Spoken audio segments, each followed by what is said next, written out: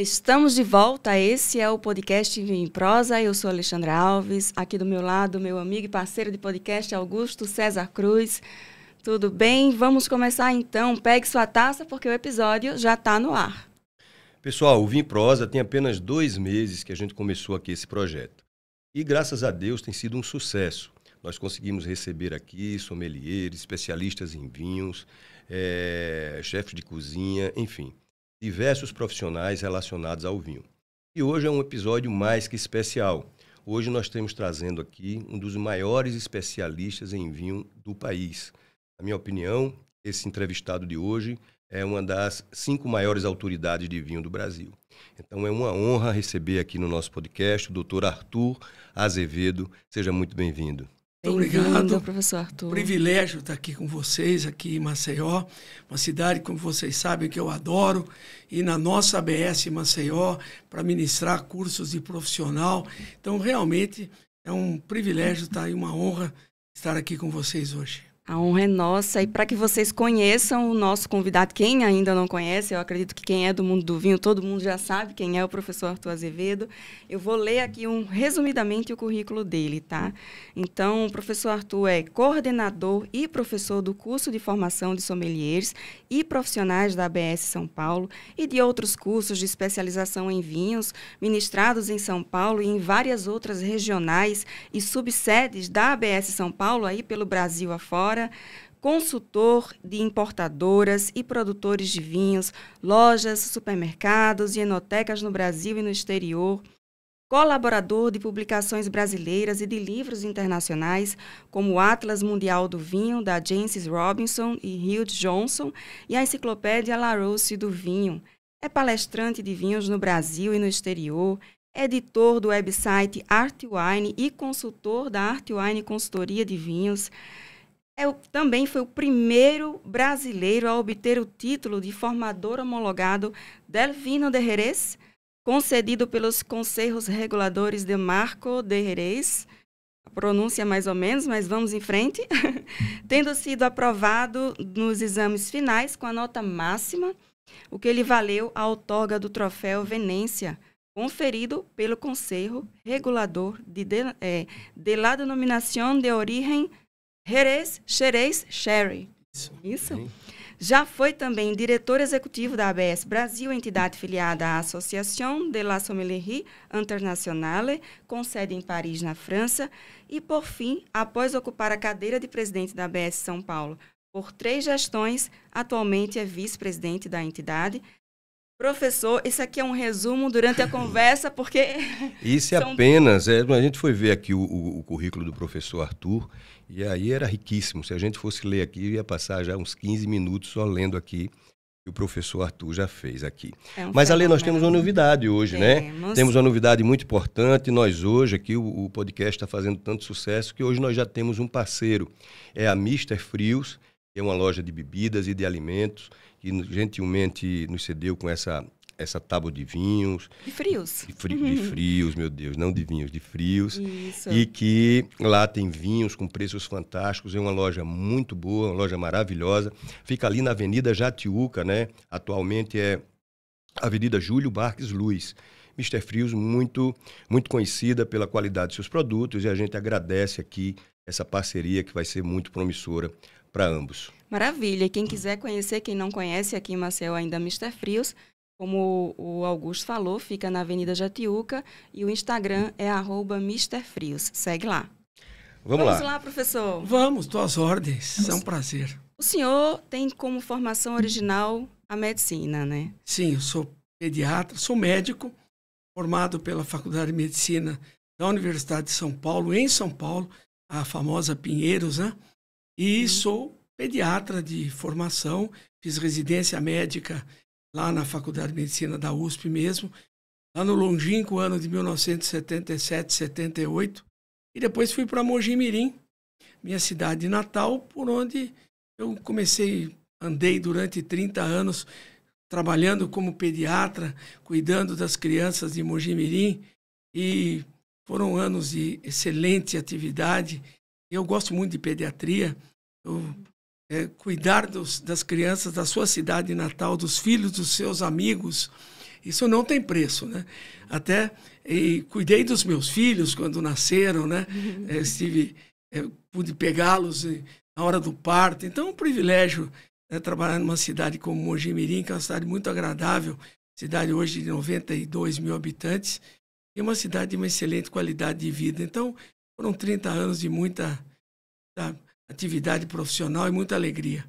E aí, como foi que aconteceu essa virada de chave aí para o mundo dos vinhos? Depois de 30 anos exercendo atividade de sucesso na medicina. Foi meio que acidental, né? Como tudo na vida que é bom é acidental, né? Na década de... Pouca gente lembra que até 1989 era proibido importar vinho para o Brasil. A importação se fazia mediante uma troca. Você tinha que exportar algum produto brasileiro, aí obtinha uma guia da tal da Cassex, e depois você podia importar alguma coisa no mesmo valor que você exportava. O problema é que o Brasil exporta muito pouca coisa nessa área de alimentos, né? Teria que ser uma troca mais ou menos na mesma linha. Então, durante muitos anos, nós ficamos privados de degustar vinhos importados. Quando, na década de 90, começaram os primeiros computadores no Brasil,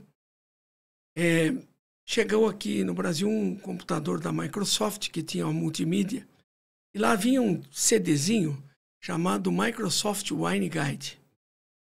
E era do Oz Clarke. O Oz Clarke é um crítico famosíssimo, um cara extremamente competente, tem livros maravilhosos que eu uso até hoje.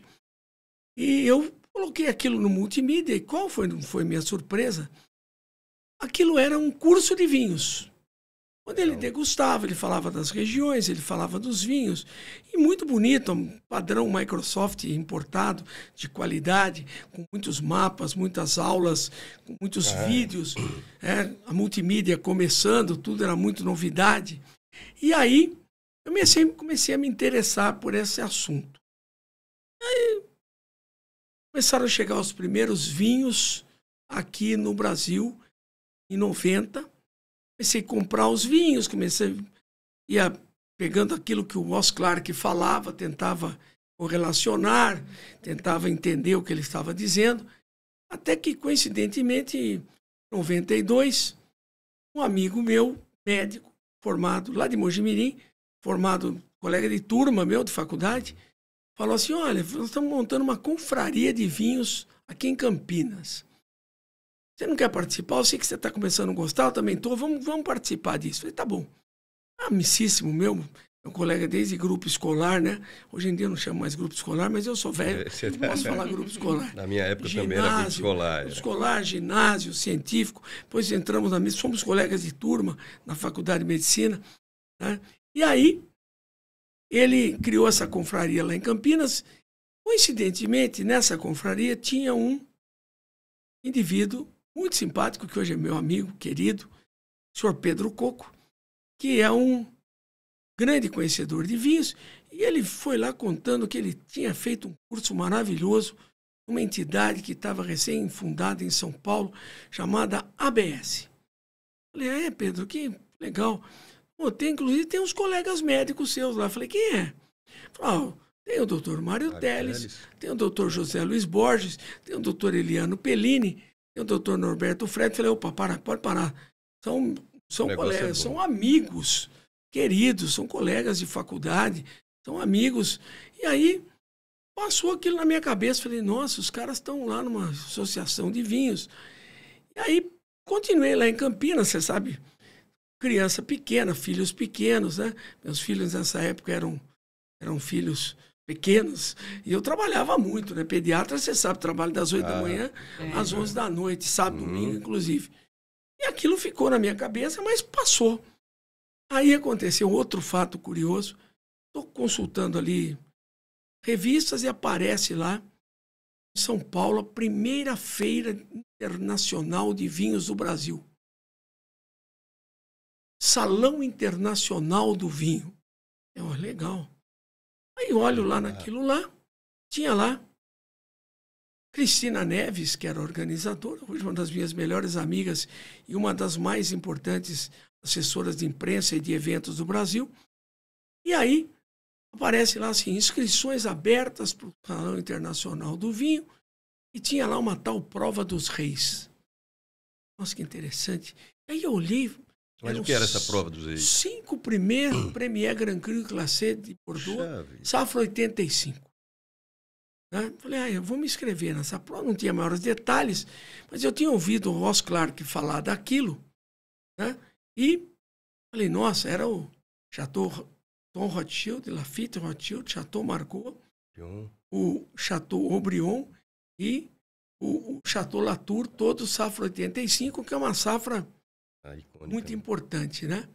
E aí, me inscrevi na tal prova dos reis, achando que eu já tinha estudado um pouquinho.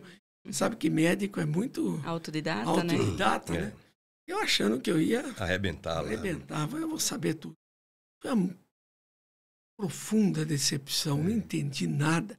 E quem estava conduzindo a prova era o Mário Teles, que é pediatra, o atual presidente da ABS, e meu amigo. Trabalhamos juntos muitos anos, porque ele foi meu R1, foi meu R2. Depois, quando eu fui R1, R2, ele foi meu assistente.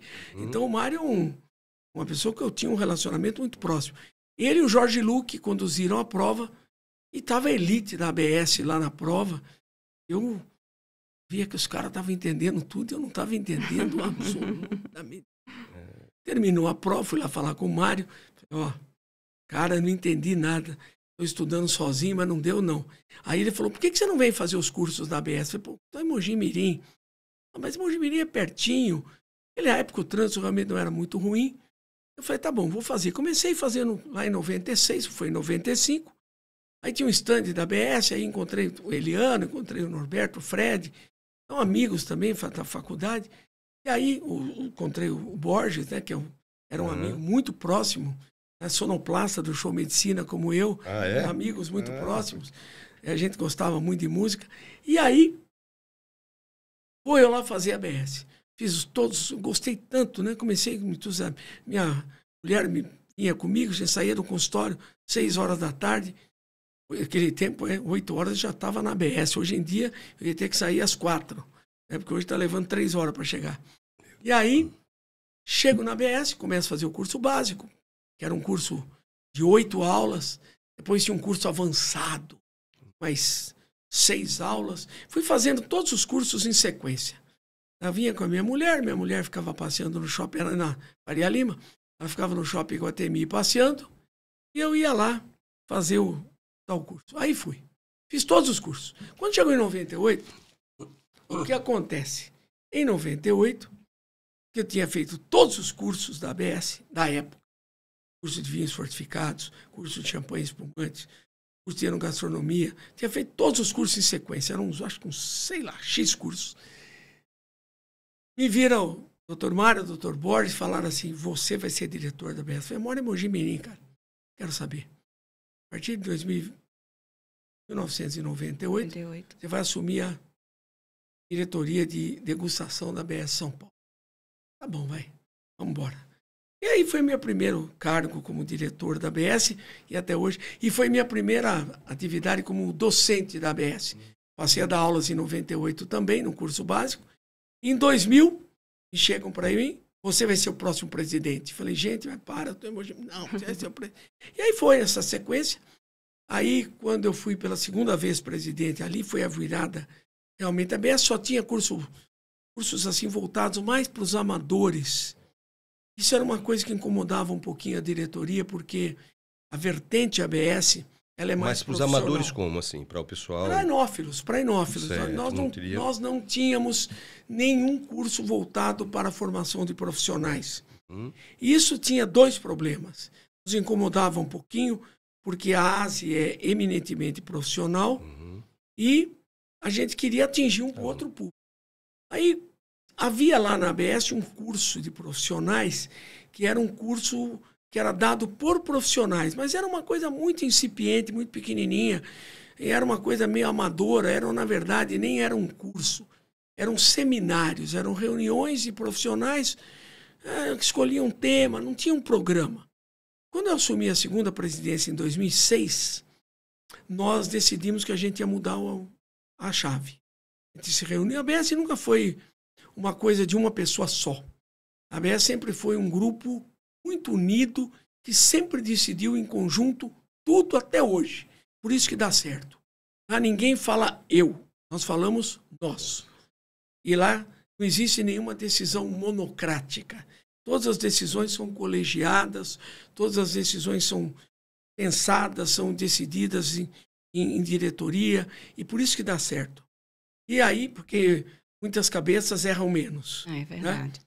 E aí, o que aconteceu foi que, em 2007, nós criamos coragem e nós decidimos fazer um curso profissional. E, para nossa surpresa, a receptividade foi absurda. Aí nós trouxemos os professores da noite, Mário, Borges, Eliano, todo mundo, trouxemos para a tarde para fazer o primeiro curso profissional. A gente não esperava, foi um sucesso tão grande. E a gente falou, opa, peraí, isso aqui é um negócio grande demais para nós. Foi nessa época que eu comecei a perceber que eu não ia conseguir conciliar as duas. Eu comecei a ter que vir a São Paulo 4, 5, 6 vezes por semana. Isso já estava pediatra longe de consultório, não funciona. Foi tanto que em 2008 eu fechei o consultório. Foi de 30 anos, fechei o consultório, porque não dava para conciliar. E aí nós investimos muito pesado nos cursos de sommelier profissional. A ABS, nesse momento, ainda estava bem no início. E aí foi que nós resolvemos criar esse curso profissional, que começou curtinho, começou com aproximadamente 10 meses, e hoje dura 3 anos, na ABS São Paulo. E nós começamos a fazer os cursos... 3 anos lá? 3 anos. É. Começamos a fazer os cursos em módulos, que é esse que estamos fazendo aqui hoje. Começou por Salvador, e depois nós fomos estendendo para o Brasil inteiro. Hoje esse curso em módulos, ele existe no Brasil todo, foi criação nossa. Ele é um curso bem completo, bem compacto, porém completo. Tanto é completo que a prova é a mesma. A prova que a gente aplica no curso de módulos é exatamente a mesma prova lá do curso de 3 anos. Que nós aplicamos no curso de 3 anos. Legal. Então, é a prova que a gente confia tanto nesse curso que a gente aplica a mesma prova. A gente sabe que o conteúdo ele está compactado, mas ele é sólido. E, com isso, a ABS cresceu muito e hoje nós estamos no Brasil inteiro. Né? Só que em Maceió, eu acho que o senhor já formou mais de 50 profissionais. Aqui já vou até fazer um apelo aqui ao meu amigo Inácio Loyola, que é deputado estadual, que nos assiste sempre, para, vamos ver aí, se conversa com seus pares lá na Assembleia Legislativa, para a gente dar um título de cidadão lagoano para o doutor Arthur, porque pelos relevantes serviços prestados aqui à gastronomia, aqui não só de Maceió, mas de Alagoas, porque já formou muita gente. Ele hoje está aqui, está formando profissionais, quer dizer, está dando um curso. E eu queria fazer uma pergunta nessa pegada aí, professor. Qual a importância do sommelier para o dono do restaurante e também para o consumidor que vai lá escolher um vinho e vai para o restaurante? Essa é uma coisa fundamental. Então vamos abrir um pouquinho essa resposta, porque até muito recentemente não existia a profissão de sommelier no Brasil. Quem trabalhava com vinhos era registrado como garçom, como maître, mas não tinha o sommelier como profissão catalogada no Ministério do Trabalho. Aí, a ABS Brasil, capitaneada pelo Dânio Braga, e devidamente assessorado pela ABS São Paulo, Mário se empenhou muito nisso, fizemos uma minuta de profissão. O que é a profissão de sommelier? Qual é o escopo do trabalho do sommelier? Por onde ele começa? E aí nós criamos um mini projeto e trabalhamos junto com a deputada Marta Suplicy. A Marta Suplicy é de São Paulo. Nós tínhamos um bom relacionamento com alguns amigos da Marta na ABS, com alguns dos nossos associados, pessoa física, eram enófilos, eram amigos, e casou ali, e a Marta se entusiasmou, achou a ideia interessante. Ela não sabia que sommelier não era profissão no Brasil, que era uma coisa meio incongruente mesmo. Você tinha cumim, tinha garçom, tinha maître e não tinha sommelier. Era uma coisa meio esquisita. E rapidamente a Marta encampou essa ideia, apresentou um projeto de lei muito interessante e foi devidamente assessorada pelo Dani e pelo Mário, e esse projeto foi aprovado em tempo recorde. E esse projeto ele é muito interessante porque ele é inovador. O Brasil é interessante por ser um país muito jovem, a gente acaba fazendo coisas que o mundo não pensou.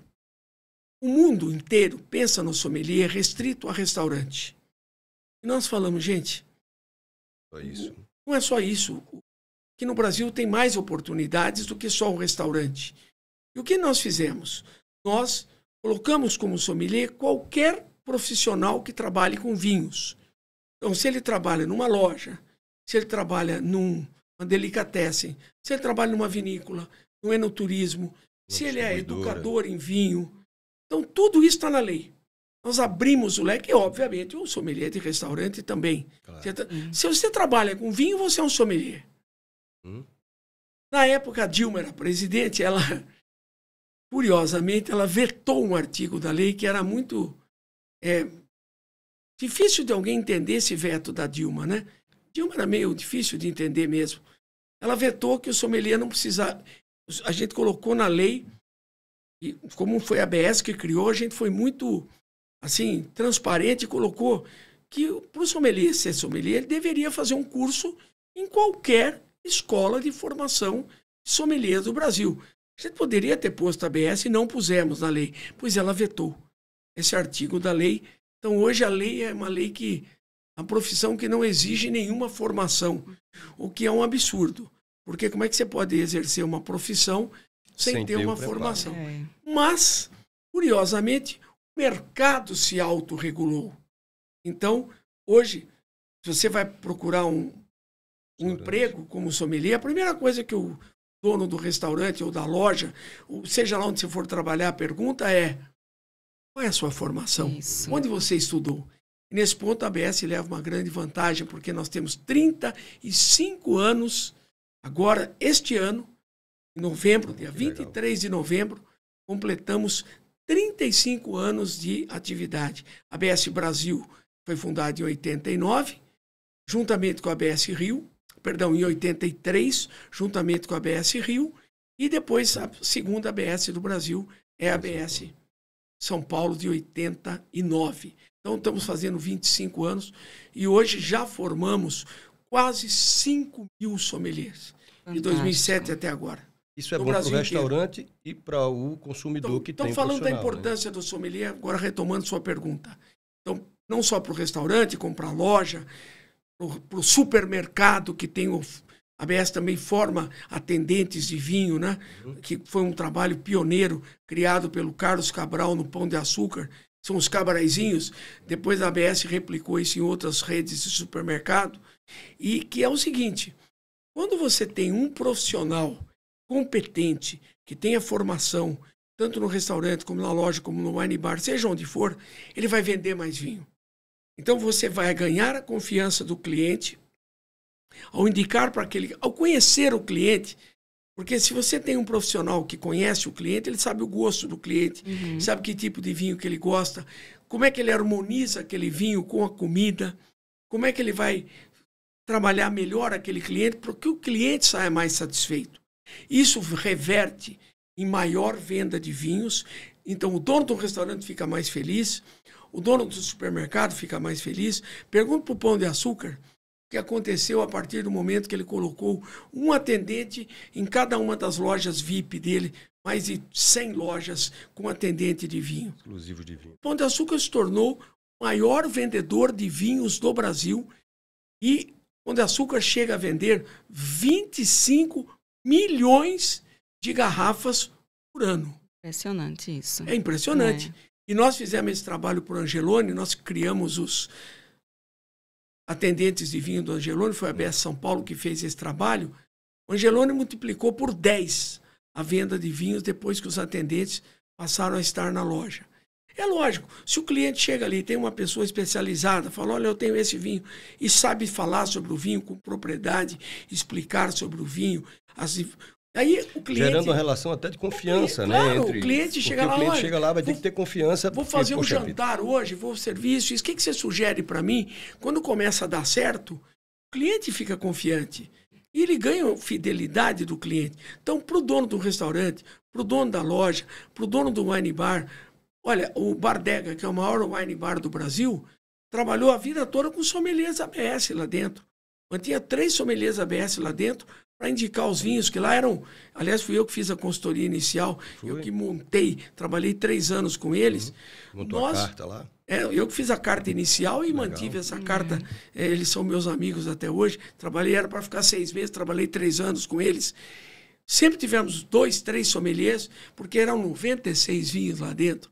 Então, o cliente precisava ter um mínimo de informação e rápida, né? Nem sempre o cliente está disposto de todos os preços e... Preço e características. E lá, quando você tem 96 vinhos, você começa a pôr vinho do Líbano, era um sucesso, vinho da Grécia.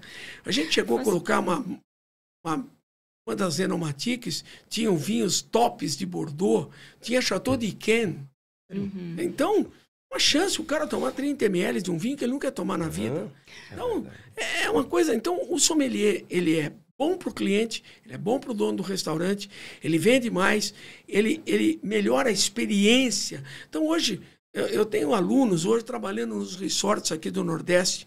Eu vou fazer palestra de vez em quando aqui nos resorts, encontro 1, 2, 3 alunos, ex-alunos meus. Olha, só na Bahia, nós fizemos quase 20 cursos desse de módulo que nós estamos fazendo aqui. Fizemos 16 cursos desse em Recife, fizemos 15 cursos desse em Fortaleza. Então você vai formando uma massa e a hora que o próprio dono do estabelecimento percebe que isso melhora o serviço do vinho, isso melhora a experiência.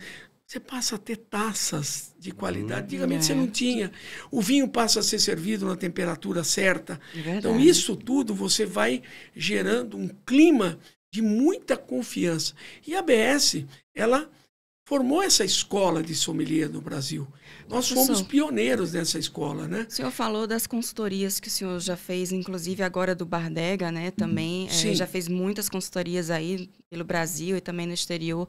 Para os restaurantes, para os hotéis, para os estabelecimentos e também para a pessoa física que quer montar a sua própria adega. Sim. O que o senhor recomenda? Por onde começar? Bom, veja bem, essa é uma consultoria que muitos dos meus alunos fazem, eu faço também. Às vezes a pessoa te consulta, é o personal sommelier. É o cara que vai te ajudar a escolher os vinhos. Então aí você vai fazer o quê? Você vai entender o seu cliente. Vai conversar com o seu cliente, vai entender os gostos dele, o que ele gosta, o que ele não gosta. E aí você começa do zero, sugerindo alguns vinhos para testar exatamente, para ver o que ele gosta, o que ele não gosta.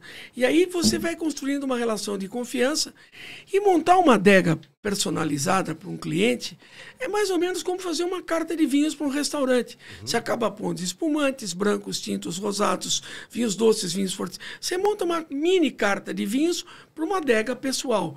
Só que aí você foca no gosto, na preferência, no poder aquisitivo, no perfil do cliente e o que o cliente quer de você. E os profissionais hoje ganham muito fazendo isso. Você quer ver uma atividade interessante? É um nicho de mercado, inclusive. Um nicho ótimo. Né? Tenho muitos alunos que fazem isso e se tornam amigos dos caras. E eu fui chamado muitas vezes para avaliar adegas. É muito comum, às vezes o marido morre, a viúva se vê lá com uma enorme adega e não sabe o que tem lá dentro. Aí você vai lá, faz uma consultoria, para mostrar para aquela senhora o que ela tem, o que ela pode fazer com aquilo. Quer dizer, nem sempre tem filhos, nem sempre os filhos estão interessados naquilo. Então, olha quantos vertentes de trabalho. Quer ver um trabalho interessante que os meus alunos têm feito muito lá em São Paulo? Hoje, você sabe, sair de casa hoje é perigoso, é arriscado. Sair à noite em São Paulo hoje... Eu que moro em São Paulo, morei desde a década de 70, eu cheguei em São Paulo em 69, quando São Paulo tinha 2 milhões de habitantes, não tinha violência, não tinha trânsito, não tinha nada, era uma delícia de cidade, um sonho naquela época. Então veja, as pessoas hoje têm condomínios, não tem? Maravilhosos. Todos os condomínios têm uma área gourmet extraordinária. Coisas, você não tem ideia. Verdadeiras cozinhas profissionais.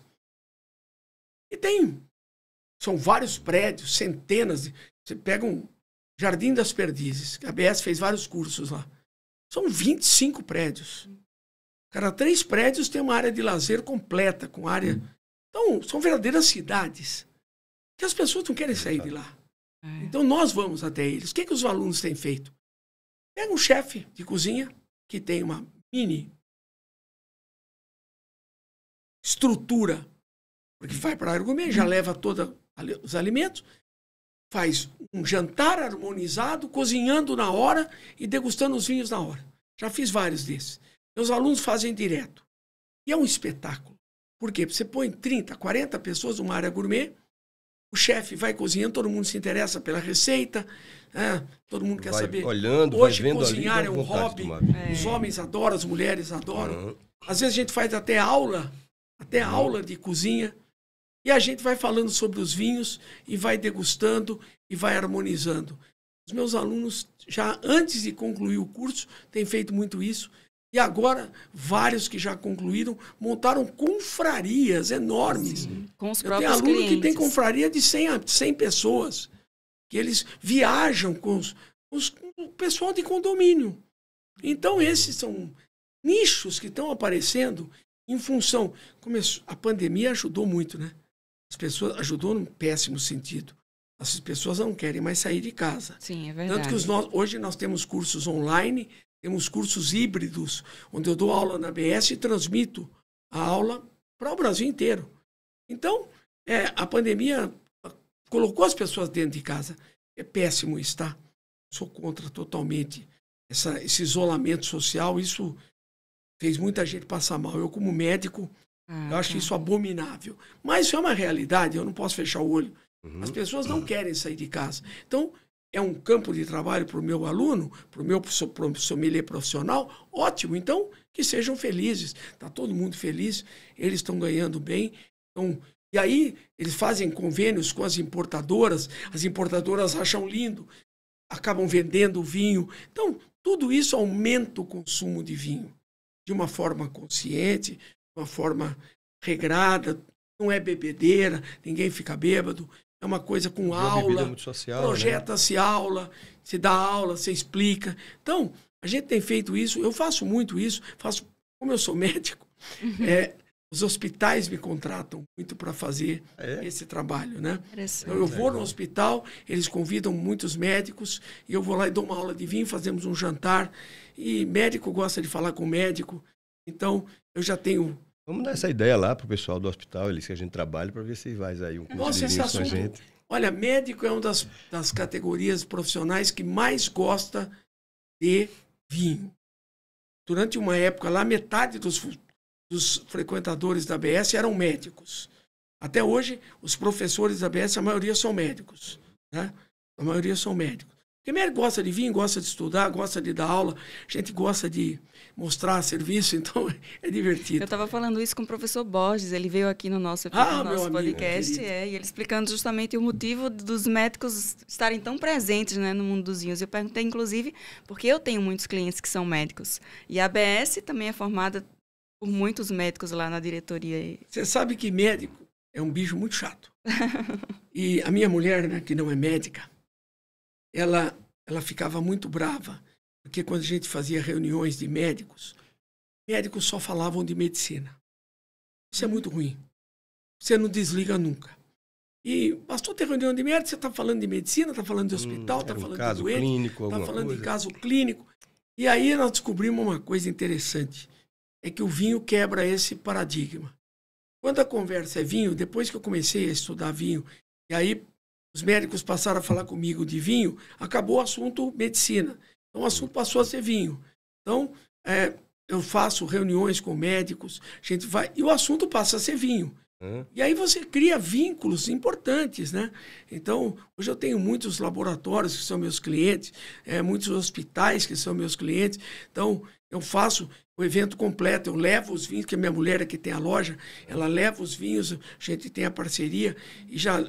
Então, você faz o evento completo e os médicos adoram. E outra coisa, o médico adora viajar. E hoje a viagem... Isso, no e olha, turismo, o Brasil, né, hoje está se tornando um polo enoturístico. Se vocês virem o que o estado de São Paulo está fazendo, talvez vocês não tenham visto, mas pegamos um governador que é um entusiasta do vinho. E ele acabou de lançar há 10 dias as rotas do vinho de São Paulo.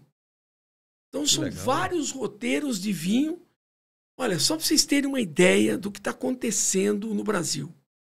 Eu sou de Mogi Mirim, cidade da Alta Mogiana, né? Da Baixa Mogiana, perdão. Não da Alta, da Baixa Mogiana. A Alta Mogiana é Ribeirão Preto. Aliás, abrimos uma ABS lá, né?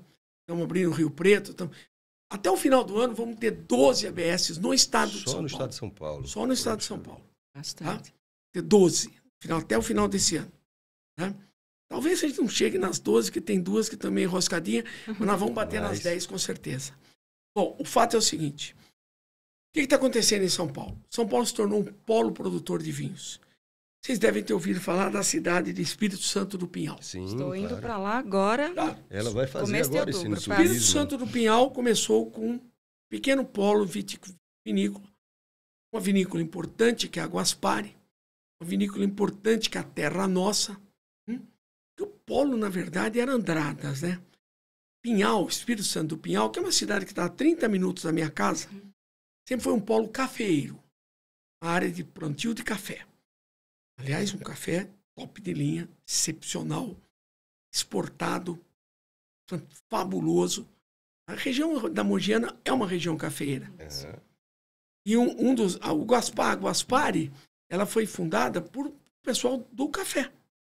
Os ribeiros, que são do café. E aí, o que aconteceu? Acabou. Andradas já era um polo de vinhos comuns. Andradas já é Minas, né? Andradas é Minas, mas está a 15 minutos de Espírito Santo do Pinhal. Está na 20 divisa. minutinhos de carro. A gente cruza ali a divisa, você já... É 15 minutos. Se você saiu do Espírito Santo do Pinhal, uma estrada maravilhosa, 15 minutos você já entrou em Andradas. E Andradas hoje é outro polo fabuloso, que tem Casa Geraldo, Stella Valentino, vinícolas de altíssima relevância e crescendo. E o que está acontecendo? O Espírito Santo do Pinhal tem 85 projetos vitivinícolas em andamento, dos quais cerca de 35 já produzindo vinho. E todos eles voltados para o enoturismo, já com envolvimento de prefeitura. E agora nós temos São Roque, Góis, maior produtor de vinhos do Brasil. Sim. Góis está com um projeto enoturístico incrível, recebe 3 mil, 4 mil pessoas por fim de semana, a 60 quilômetros de São Paulo. Então hoje você está começando a crescer para todo lado. Ribeirão Preto, hoje um polo de produção de vinhos, Terras Altas, uma vinícola espetacular. Já tem várias vinícolas em Ribeirão Preto, por isso que abrimos a ABS lá. Então, você vai olhando para o estado de São Paulo, está começando a ter vinho para todo lado. Tanto que foram criados várias rotas do vinho no estado de São Paulo. E a ABS estará presente em todas, porque nós já estamos em vários pontos chaves do estado de São Paulo. Nós já estamos em Bauru, que é bem no interior.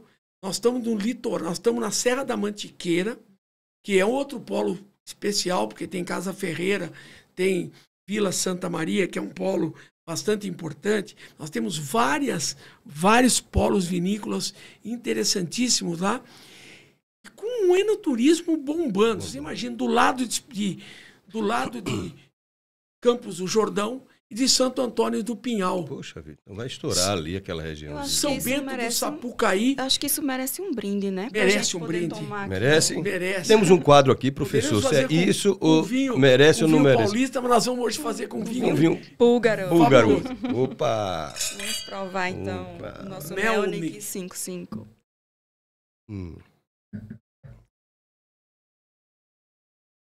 Muito bom. Olha, eu tenho uma história ótima com esse vinho. Essa uva Melnick. Eu estava na Itália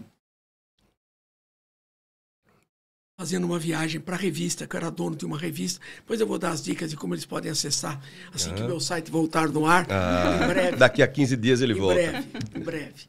Então, eu estava lá no Piemonte, né? Da Itália, né? Em Alba, uma vinícola muito importante chamada Tenuta Carreta, que fica em Roero, que é vizinho de Alba.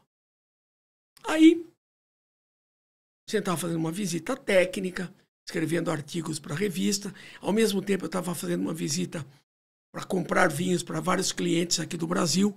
Eu estava junto com um representante de mais de 40 vinícolas italianas aqui no Brasil, que é o Giovanni Battigalupo. E nós estávamos lá na Tenuta Carreta, cujo proprietário é o Eduardo Mirolio, que é industrial fortíssimo. Ele é o maior produtor de tecidos finos da Itália. Ele é o dono da Tenuta Carreta e é um cara animadíssimo. E aí, nós estávamos lá e ele chegou, o Eduardo Mirolio. Estávamos conversando lá, estávamos hospedados na Tenuta Carreta, que é dele. Eles têm um hotel dentro da vinícola, maravilhoso. Tem 30 quartos, fica praticamente na divisa de Alba com Roeiro. Um espetáculo, ele faz vinhos maravilhosos. Aí ele falou, olha, eu tenho uma vinícola na Bulgária. Se vocês gostariam de conhecer a minha vinícola na Bulgária, olhei para minha mulher, não estou fazendo nada. Eu, Vamos. claro, vamos. Falei, uma chance, né, única de conhecer a Bulgária. Então tá bom. Vou pedir para minha secretária tomar as providências. Amanhã vocês viajam para a Bulgária. Juntamos as malinhas. Vou da Itália para Sófia. Aliás, uma cidade muito interessante. Muito legal. Porque tem uma área histórica, uma área moderna. Contraste assim brutal. Ali ele falou, bom, a vinícola fica lá no interior. Vamos? Falei, vamos.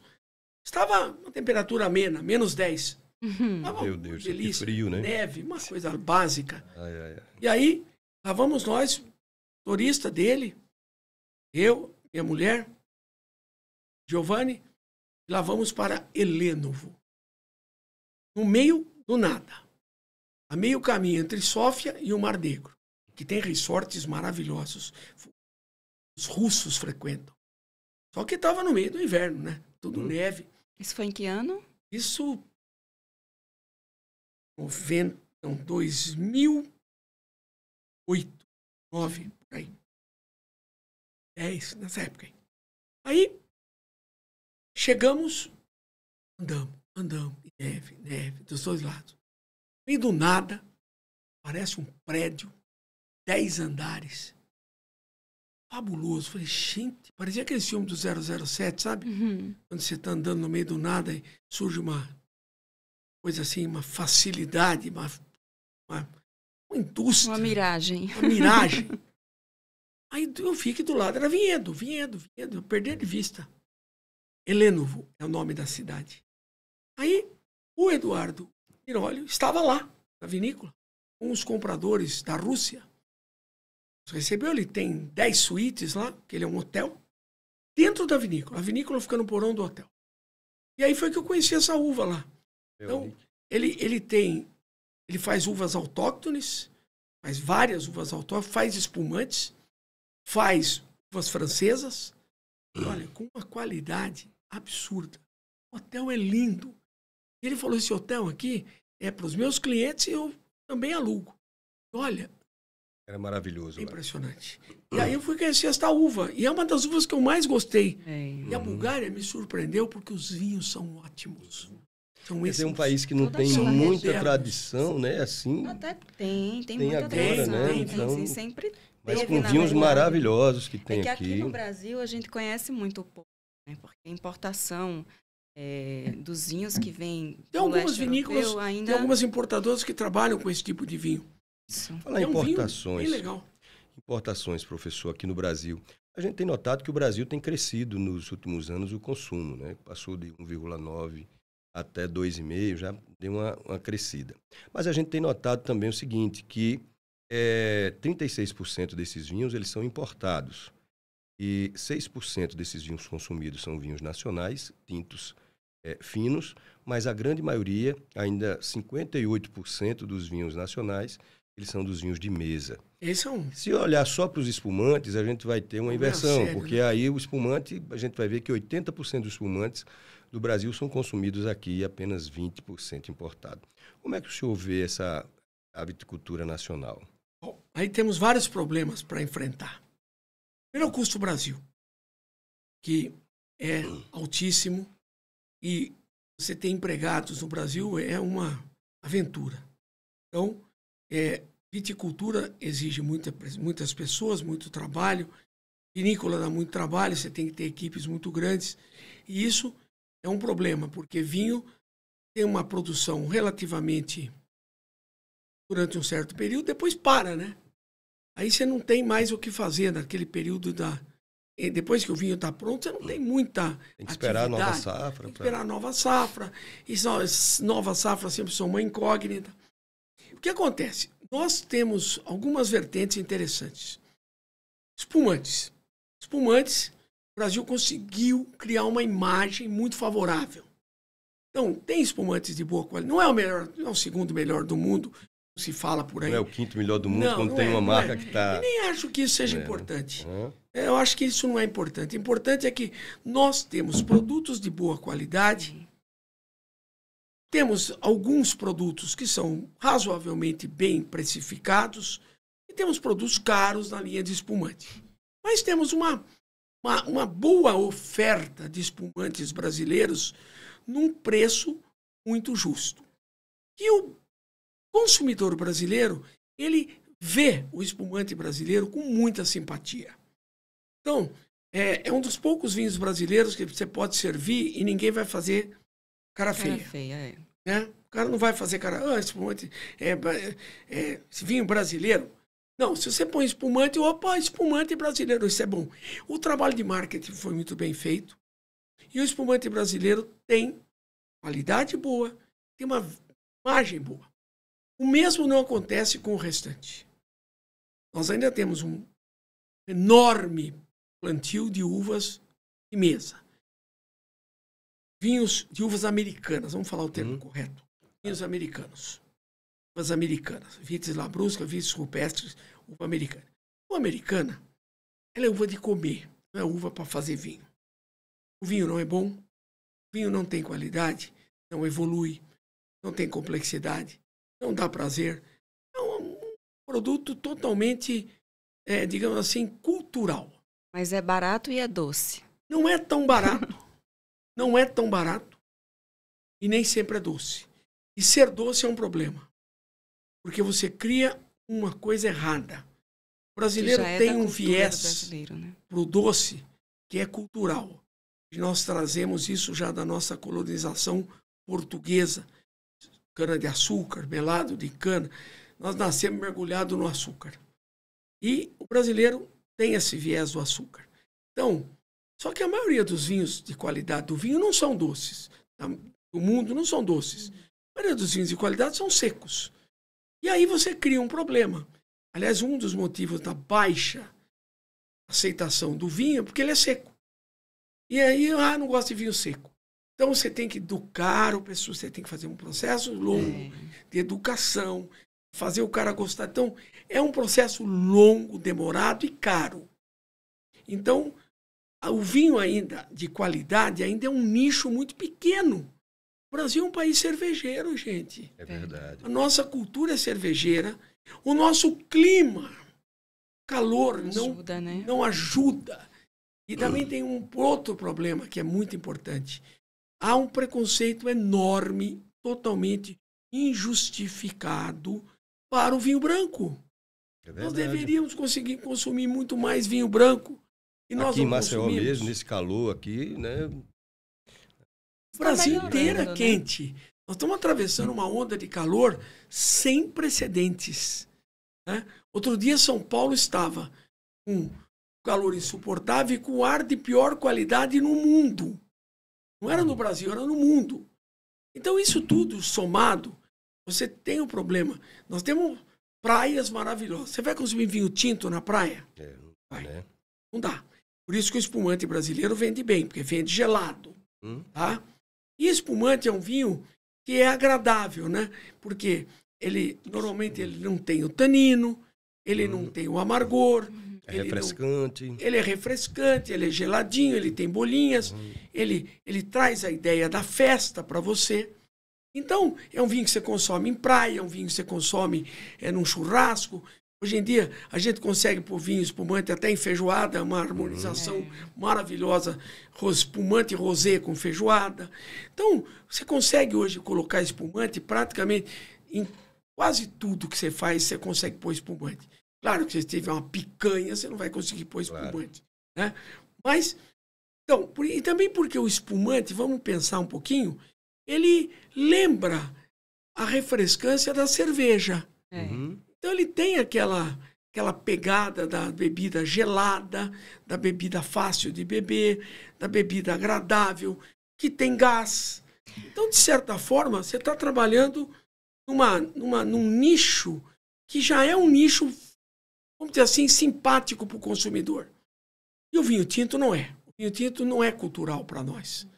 Então, o que acontece? Mesmo, por isso que o nosso consumo é muito baixo. É baixo, é. Se a gente comparar com outros países, aí o consumo de vinho tinto nosso é baixíssimo, perto dos outros países. E de branco, menor ainda. Agora, o brasileiro, por causa do calor, descobriu o vinho branco. Assim mesmo, o vinho branco representa hoje, que 20%, 30% do consumo. Não é muito pouco. O vinho tinto ainda é vinho que é o consumo, mas só que o cara não consome. Ele fala assim, eu prefiro o vinho tinto. Tá, vamos quer um vinho? Não, obrigado. Vou tomar uma cerveja. Então, eu falo que é o consumo virtual. Ele acha chique falar que ele gosta de vinho tinto. Só que ele não consome. Ele não bebe. É muito fácil. Eu sou consultor de restaurantes há muitos anos. Entra no restaurante e olha para as mesas. Vê o que estão bebendo. É o tinto. E quando é o tinto? Às vezes é cerveja, né? A maior parte das vezes é cerveja. Vai no almoço, por exemplo. Tem vinho na mesa. Tem não. E no jantar, mesmo, você vai ter vinho onde? Em alguns restaurantes mais gabaritados, mais sofisticados. Porque você vai num restaurante mais simples. É aquilo que o senhor falou, né? Cultura, né? É cultura. Precisa ser A desenvolvida. gente tem que trabalhar isso. Ainda, é. Agora, você vê, no calor, você tem que ter um ar-condicionado. Tem que ter uma condição adequada para você consumir o vinho tinto. O vinho tinto vai na mesa. É caro. Você vai no restaurante, vamos falar a verdade aqui. Vinho é um produto muito caro para o restaurante. Verdade, é. Então, o consumidor também, às vezes uma cerveja, Brasil, né? você paga quanto? 10, 15 reais, eu nunca mais E eu não cerveja. critico o dono do restaurante. Por quê? Quando você olha a quantidade de funcionários que ele tem, você sabe o tamanho da folha de pagamento que ele tem, você sabe o que ele gasta de IPTU, ele gasta de energia elétrica, ele gasta de folga, né? Você tem que ter folga, funcionário tem que ter uma escala. Restaurante trabalha em horários alucinantes, né? Vai até uma. Aqui no Brasil, é que nem na Europa, né? Na Europa, às 7 horas da noite, fecha a porta do restaurante e não entra mais ninguém. Acabou. Se você quiser comer depois das 7 da noite, você vai ter que comer no McDonald's. Né? Aqui é até o último cliente, né? Aqui, até o último você vai em cliente. São Paulo. Se bem que está mudando isso. Está também, mudando. Né? Você já não vê mais restaurante em São Paulo funcionando depois das 11 da noite, não. Tá? Por quê? Porque é caro você manter o funcionário, pagar hora extra. E outra coisa, é também perigoso. Manter um restaurante aberto é perigoso. Sim. Então, a vida está mudando, infelizmente. O Brasil e essa questão, professor, pior. Cultural, que alguns países também estão diminuindo o consumo, né? Aumentando, inclusive, a produção, mas o consumo, a gente vem notando que, principalmente na Europa, vem, nessas últimas décadas, diminuindo o consumo. Se for olhar uns números aí, a França, ele consumia 90 litros de vinho per capita lá nos anos de 1980, hoje ela consome 17. Isso vem... O que é que o senhor acha? Isso é uma situação momentânea ou é uma tendência a longo prazo? Isso é um trabalho que está sendo feito, infelizmente, com sucesso, no mundo inteiro, para a política do low álcool, no álcool. Isso é a França hoje está pagando para o cara arrancar a videira. Eles querem reduzir a produção. A produção vem caindo continuamente, nos últimos 10 anos, continuamente cai. O consumo cai. E outra coisa, as novas gerações não consomem vinho. Então, esse é um problema. Porque os jovens não consomem vinho. Então, isso é uma coisa que estão pondo na cabeça dos jovens que álcool faz mal. Então, há uma campanha que começou muito de forma... A gente que é médico acompanha isso. Nós acompanhamos Vinho e Saúde muito de perto. O Gustavo, você pode até trazer o Gustavo aqui para falar de vinho e saúde. Ele vier por aqui, ele é a maior autoridade do Brasil em vinho e saúde. Ele é o nosso professor de vinho e saúde. E o Gustavo é o nosso guru de vinho e saúde. Ele que nos fornece as informações médicas sobre vinho e saúde. Ele pesquisa muito nessa área. Então, a autoridade francesa usou de um subterfúgio bastante ruim. Nós sabemos que realmente existe uma ligação entre consumo de álcool e câncer. Nós sabemos isso. Então, é um trabalho que foi feito lá atrás, onde na Austrália se mostrou que o consumo de vinhos aumentava o risco de câncer de mama em mulheres jovens. Então, esse trabalho foi feito lá atrás.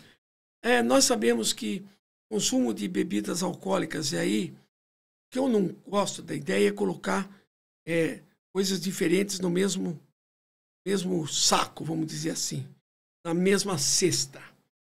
Não dá para você comparar um vinho de 11 graus de álcool com cachaça que tem 43. São coisas diferentes. Completamente diferente. E a gente sabe muito bem, por exemplo, que consumidores... Eu trabalhei durante anos em Alcoólicos Anônimos, tá? Foi? Voluntário. Falei mais de 10 anos, lá em Mojimirim. E foi uma experiência muito gratificante, muito construtiva, né? Então, eu acabei estudando muito sobre os malefícios do consumo excessivo do álcool.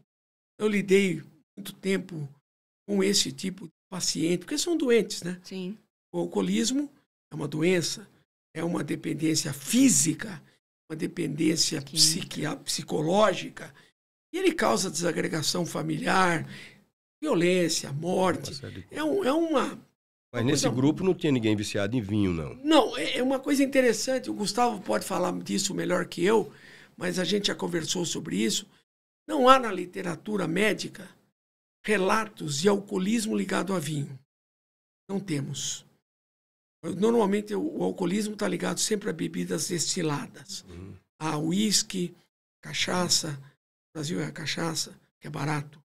Gin, bebidas destiladas, vodka. Na Rússia é vodka. Cada país tem a sua mazela. Na Inglaterra é gin. Né? Então, na verdade, a gente não tem relatos na literatura de alcoolismo ligado a vinho. Porque o vinho é uma bebida social. Você não fica bêbado com... A gente está bebendo sempre. A gente está sempre na mesa. Você está com a sua esposa, você está com seus amigos. Você vai comendo e vai bebendo. O maior problema de você ter o álcool circulando livre é você beber de estômago vazio. O Gustavo vai contar toda essa história, que ele tem uma experiência vastíssima em vinho e saúde. E a gente sabe, por exemplo, que o consumo de bebidas destiladas aumenta o risco de câncer de esôfago. Sabemos disso. Tá? Porque a ingestão contínua é uma agressão direta à célula. O álcool é tóxico, né? O álcool, na sua forma original, antes de ser quebrado pelo fígado, ele é tóxico. Né? Então ele tem um poder, é muito agressivo, né? Ele tem o maior problema do alcoólatra é o álcool que circula livre, porque ele é tóxico. O cérebro, ele lesa o cérebro, ele lesa a fibra cardíaca, ele lesa os nervos periféricos, o álcool livre, tá? É terrível. Então, o que acontece? O que acontece é que esses dados começaram a aparecer, e aí vem a autoridade médica francesa, começam a fazer uma revisão histórica daqueles trabalhos sobre os benefícios do consumo moderado do álcool. E a gente que é médico sabe que se você procurar pelo em ovo, você acha. Então, se você pegar qualquer trabalho médico com um microscópio e você começar a analisar, olha, como é que essa amostra foi obtida, como é que esse dado estatístico foi analisado, que o Gustavo é mestre nisso, né? Você acaba achando um buraquinho aqui, um furinho ali, um errinho metodológico. Olha, putz, esse dado aqui foi meio forçado. Então, os caras pegaram lá um grupo de gente disposta a fazer isso e começaram a analisar todos os trabalhos médicos antigos. E começaram a derrubar um por um. Um por um. Esse aqui tem um erro aqui, esse aqui tem um erro assim. Procurar pelo em ovo. Então, o que tinha de benefício caiu. E aí, começaram a dizer o seguinte: olha, esses trabalhos não valem. Desqualificaram os trabalhos. Então, dizendo assim, não é mais possível dizer que o consumo moderado de álcool tem algum benefício. E aí veio uma frase pior que essa. A autoridade médica francesa fez a seguinte frase: não existe nível seguro de consumo de álcool. Ou seja, traduzindo para o português, qualquer quantidade de álcool pode ser Lesivo. perigoso para a sua vida. Eu falo que atravessar a rua é muito perigoso, você pode ser atropelado. Claro. Andar de avião pode ser perigoso, pode cair. Então, se você for analisar todos os riscos que você corre na vida, você vai ficar enfiado dentro da sua casa e vai morrer por depressão. Então, não vale a pena. Então, o que aconteceu? E a frase seguinte foi a seguinte: álcool causa câncer. Não existe nível seguro para o consumo de álcool. Frase seguinte: álcool causa câncer. E aí veio até uma ideia de jirico, né? Vamos colocar no rótulo do vinho uma figura de uma pessoa com câncer, como tem no maço de cigarro. Teve isso também? Teve não, já tem países lá adotando essa medida. Nossa. Então a ideia é radical, restringir o consumo do low álcool, daí para frente, no álcool. Não é por acaso, não sei se você já reparou, proibido fazer propaganda de bebida alcoólica. Toda propaganda que aparece na Fórmula 1, o que é? Heineken 00. Zero, é. Sim. 00. Estamos falando de zero. Estamos falando de low, estamos falando de no. E aí isso acaba refletindo no consumo da França, da Itália, da Espanha. E na medida que, veja, eu sou pediatra. E eu tenho muita experiência com educação infantil criança. Se você educa uma criança pondo coisas na cabeça dela, ela vira um adulto com coisas na cabeça. Isso. Eu falo que criança vem para você como uma fita virgem. E você que molda.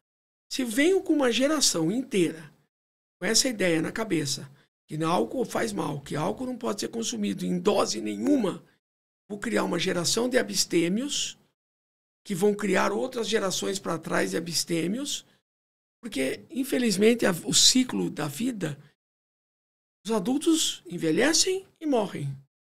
Então, Verdade. veja, quanto que aumentou, uma coisa que a gente não via, quanto que aumentou o consumo, a cultura vegetariana? Quanto que aumentou vegano? Quanto que aumentou gente que não bebe nada? Consumo nada, não consumo bebida, nada. Então isso vai acabar agindo de uma forma que no futuro a tendência é que o consumo de álcool caia. E o vinho, infelizmente, é uma bebida alcoólica de baixo teor alcoólico. Tá? Isso foi colocado no saco, na cesta das bebidas destiladas. Nós fizemos até essa pergunta, não foi? Foi, fiz. Mas ainda falando sobre consumo, mudando um pouquinho o direcionamento, a gente vê aí muitas notícias de falsificação de vinhos, né? Como é que o consumidor ele pode se prevenir em relação a isso? Temos dois problemas gravíssimos. Primeiro que esses números de importação de vinho no Brasil estão tudo furado. É, né? Porque o contrabando falar descaminho. Descaminho que é a palavra mais bonita, né? Mas eu sou antigo, eu falo contrabando mesmo. É de carreta. Carreta grande. Grande, é. Então, a quantidade de vinho argentino que está entrando por Foz do Iguaçu é algo assim inimaginável. Eu testemunhei, posso falar onde é por questões éticas, num condomínio em São Paulo, uma feira dentro do condomínio, uma enorme quantidade de vinhos falsos. Não era nem contrabando, era falso. Pior. Porque as pessoas dizem que o falso, não, pode ser contrabando, mas não é falso. O contrabando, o custo que teria para pegar um vinho e engarrafar seria mais caro do que uma... Vamos analisar. Existem algumas teses em relação contrabando não paga imposto. Uma das coisas que faz você não pagar imposto é você pôr um imposto muito alto. Então, você tem no Brasil imposto que chega aos 90%. Ora, 90% é um imposto que o cara vai fazer de tudo para não pagar. Sim. Altíssimo, né? É verdade. Nos Estados Unidos, o maior imposto é 16%, acho que 16% ou 17%, que é na Califórnia. Agora subiu um pouco mais, talvez seja em Mas a maioria dos estados americanos, o imposto é 8%. Tá? 8%, acho que era 8, 9, na Flórida acho que é 9, sei lá. Estou com os dados mais antigos, não sei se aumentou agora. Com o Biden, não sei o que aconteceu. Mas era relativamente baixo, e imposto baixo, você paga sem pestanejar. Por quê? Se é pouca coisa, eu não vou me arriscar a ser preso, que nos Estados Unidos você vai preso. Não vou arriscar a ser preso por causa de 8%. Claro. Agora, por 90% eu vou, tá? Então, o que aconteceu? Então, se o vinho é contrabandeado, que não entra dinheiro para o governo. Se isso é bom, se isso é ruim, cada um pensa o que pensa. Não vou falar o que eu penso. A gente sabe que o governo usa mal o dinheiro. Verdade. Né? Usa mal. Mas não importa. Não vou estimular o contrabando, essa desobediência civil, porque não é legal. Se é contra a lei, eu não vou discutir, eu não quero nada contra a lei. Certeza. Eu não faria contrabando, eu não compro vinho que não tenha procedência, mesmo sabendo que é vinho, mesmo sabendo que é vinho que não é contrabando, que não é vinho falso, que é vinho real. Tá? Eu tive uma experiência, eu fui dar um curso durante 1 ano em Pato Branco. Durante 1 ano eu fiz um curso de vinhos para 80 pessoas, lá patrocinado pela Cantu, cuja sede é Pato Branco. Meu grande amigo Peterson Cantu. A sede da importadora. Hoje é a maior importadora do Brasil, né? Eles fecharam um acordo grande com a Wine.com. Hoje é a maior importadora de vinhos do Brasil. Bom, o fato é que eu comecei a ir todo mês para lá. E criei um círculo de amigos. E numa das minhas idas, as pessoas que faziam o curso comigo falou: professor, próxima vinda sua, vem um dia antes. Venha um dia antes que nós vamos te mostrar uma coisa. E tá bom. Eu realmente fui um dia antes. Minha agenda era mais folgada naquela época. Aí cheguei um dia antes, ele me chamou e falou: vamos até a Argentina. Como assim? Não, é aqui, 50 quilômetros daqui. Ele me levou para um lugar chamado Barracão. Ouviu falar? Não. Pois bem. Pegamos o carro em Pato Branco, andamos 50 quilômetros. Pórtico, sem ninguém. Ali é Argentina, aqui é Brasil. Nada. Eu falei: escuta, e cadê a aduana? Tem. Não tem. Tinha cancela, sem guarda, sem ninguém. Entramos na Argentina. Chegamos ali na Argentina, ele falou: vamos aqui conhecer uma loja. Que é o fornecedor aqui de toda a região. Uma lojinha pequena, curtinha. Imagina essa lojinha desse vinho para tudo. Calma, professor, calma. O senhor está apressado. Lojinha. Agora vamos conhecer o estoque. Era do tamanho do campo de... Nossa. Galpão. Todinho paletizado. Ar-condicionado, climatizado. Tinha tudo que você pensar da Argentina. Topo do topo do topo da pirâmide. Mas verdadeiros? Verdadeiros. Procedência, nota fiscal, tudo de fornecedor. E eu chequei depois,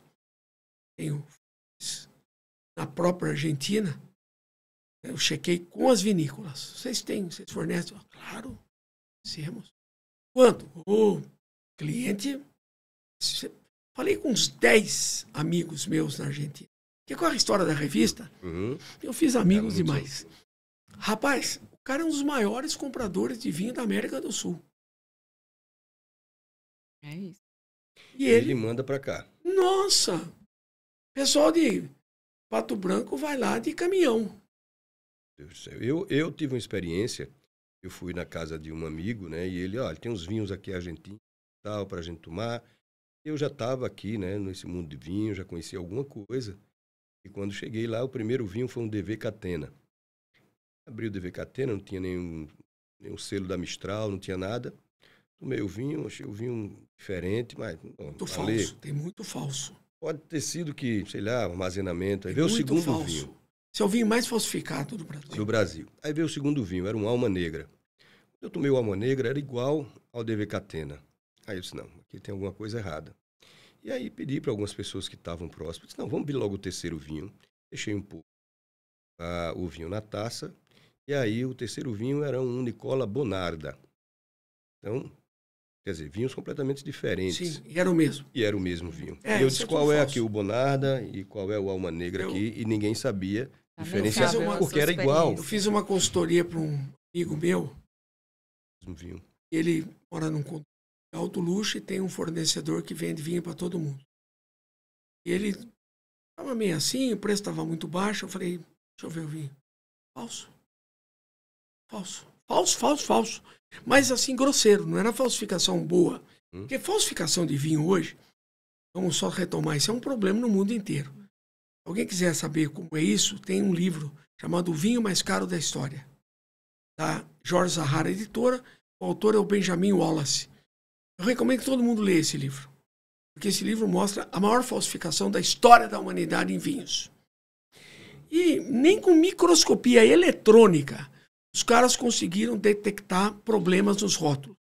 Eu falo sempre, se o cara falsifica dinheiro, que tem trocentos itens de segurança, uma nota, você imagine falsificar um rótulo de vinho. Então, esse cara falsificou vinhos, enganou Deus e o mundo, se chama Harry Rodenstock. O livro é fascinante. Vai virar filme, tá? É fascinante. Bom, o fato é, todos os vinhos que ele me mostrou eram grosseiramente falsos. Rótulos impressos em impressora, sem contrarótulo. E a hora que você tirava a rolha, você via que a rolha era de péssima qualidade. E aí a gente comprou um Catena, igualzinho. Tiramos a rolha era totalmente diferente. Eu mostrei o rótulo, olha o rótulo. Era totalmente diferente, rótulo borrado, mal feito. E o cara vendia todo dia lá na feira do condomínio. O cara chegava com um caminhão de vinho para vender lá no condomínio. E aí os vinhos eram falsos. Vinho falso. O contrabandeado, como eu falei, perigo, prejudica, né, o governo. Mas pelo menos não prejudica a sua saúde. Isso. O falso não. Você não sabe o que está lá dentro. É complicado isso, exato. Você não sabe. Se ele pegou um vinho mais barato e pôs lá dentro, ainda dos males é o menor. Mas provavelmente ele criou um vinho, uma mistura de corantes com coisas que não são. Pois é, realmente... para aqueles consumidores desavisados que não conhecem muito sobre vinho, né? E o Brasil hoje tem um problema muito sério de contrabando e falsificação. Muito sério. Muito bem. Isso interfere no mercado como um todo, prejudica toda a cadeia distributiva, prejudica a loja, prejudica o restaurante. E aí acontece uma coisa muito ruim, que é o restaurante comprar esse vinho. Pois é, eu já cheguei e vi restaurante servindo vinho sem o selo da importadora. Né? Agora, a ABS tem um trabalho importante nesse sentido, onde a gente apoia, a gente faz consultoria, a gente faz análises, a gente trabalha fazendo isso para muitos nossos associados, né? Porque nós temos hoje muitos sócios jurídicos, nós temos mais de 20 importadoras que são nossas associadas, que investem no trabalho da ABS. E isso, a ABS São Paulo, que criou isso, né? A ABS São Paulo criou o associado jurídico. A ABS São Paulo criou o curso de sommelier profissional em módulos. A ABS São Paulo criou várias coisas interessantes que hoje nós fornecemos para todo mundo. E várias pessoas estão adotando o sócio jurídico. Porque para nós é importante que o importador esteja próximo de nós e confie no que nós fazemos. E a gente trabalha muito com os nossos meninos. A gente faz um trabalho quase que de lavagem cerebral. Para que eles não entrem nessa história de trabalhar com vinho falsificado. Se eles perceberem, eles não vão denunciar o patrão deles, mas faça chegar a nós de uma maneira bem sutil, né? A informação. A gente vai poder chegar no dono do restaurante e falar, tivemos aí um cliente seu que reclamou, seu vinho tá legal, você tem... Então aí você vai pro cara também perceber que ele não é tão esperto quanto parece. Então a gente tem um trabalho, a ABS tem um trabalho de conscientização e de formação de profissionais. E eu acho que o nosso maior papel hoje é que realmente a profissão de sommelier se torne algo muito importante. E para isso, a ABS Brasil é a representante oficial da ASI, que é a Associação de la Sommellerie Internacional de Paris. Ela credencia uma entidade por país. E a ABS Brasil é associada à ASI desde 1987. Somos bastante antigos na ASI. Nosso presidente, o Dânio Braga, ele é uma pessoa que tem peso dentro da diretoria da ASI, ele é italiano, e ele é um cara que é um sommelier de altíssimo, um chefe de cozinha incrível. Então, a gente procura hoje pautar as coisas pelas diretrizes da ASI. Então, a gente segue rigorosamente as orientações da ASI, a gente segue a grade curricular da ASI. A ASI não certifica cursos. Essas palavras hoje são muito mal usadas, né? Uhum. Antigamente a gente até usava essa palavra com alguma liberdade, mas a partir do momento que a ASI passou a certificar, nós paramos de usar essa palavra, né? Por quê? Porque hoje quem certifica é a ASI. A ABS Brasil, ela certifica o sommelier no nível ASI 1, ASI 2 e a partir de 2025 o diploma, ela certifica em nome da ASI. Não é que a ABS Brasil não, quem certifica é a ASI. Tanto que é todo um processo muito interessante que a prova é enviada durante 30 minutos antes. Então nós temos os alunos na classe, a prova é enviada 30 minutos antes via eletrônica, é impressa e o concurso inteiro é filmado. A prova é filmada e tem um juiz da ASI assistindo lá a prova ser aplicada. Então a prova chega, a gente imprime, aplica, pega a prova e aí ela é corrigida. Aí sim a ASI que emite o certificado. O que a ABS faz é certificação brasileira. Nós temos 2 certificações brasileiras. Temos uma certificação brasileira mesmo, que é a certificação da ABS Brasil, que dá o botão verde e amarelo. Sim. Temos a certificação regional, que cada regional faz o seu estado. Nós fazemos a certificação paulista, a Rio Grande do Sul faz a certificação do Rio Grande do Sul. Essa de Alagoas, ela é regional ou ela é nacional? Regional. Regional. Quer dizer aqui que não é uma certificação, aqui ainda não houve. Aqui o que vai ter vai ser o concurso de melhor sommelier de Alagoas. Sim. Se por acaso alguém se destaca e tem uma nota muito grande, se houver a presença do presidente da ABS Brasil, ele tem a liberdade de conceder a essa pessoa que obteve uma nota no final acima de 8, ele poderá emitir uma certificação de ABS Brasil, mas para isso Dânio, tem que estar presente, ou um diretor da ABS Brasil que venha especificamente para essa finalidade. Se não, é apenas um concurso regional. Mas como parece que o Dânio vem, não é possível. É possível. Ele sai. Como parece que o Dânio vem, aí pode ser que já aconteceu, por exemplo, de fazer uma certificação paulista com a presença do Dânio e um sommelier teve uma nota 9. Puxa vida. E ele, então, o Dânio concedeu a ele o botão verde e amarelo pelo desempenho dele no concurso, na certificação no concurso regional. E existe a certificação paulista. Então, essa palavra... Então, a ASI não certifica cursos. A ASI filia uma entidade por país. E é óbvio que nós, como os representantes da ASI no Brasil, a gente toma todo o cuidado do mundo para que os nossos cursos sejam cursos padronizados e que tenham... A gente não conseguiu ainda essa padronização, estamos trabalhando muito duro para isso, né? A diferenças regionais, mas a gente tenta minimizar ao máximo.